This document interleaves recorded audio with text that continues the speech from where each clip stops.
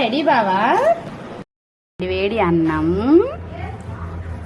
రసం, పప్పుచారు, chicken gravy curry and గారెలు, చికెన్ పకోడీ, చల్ల చల్లని పెరుగు, చల్లగా ఉండే కుండ వాటరు, తినడానికి ప్లేట్లు, షింక్ నిండా.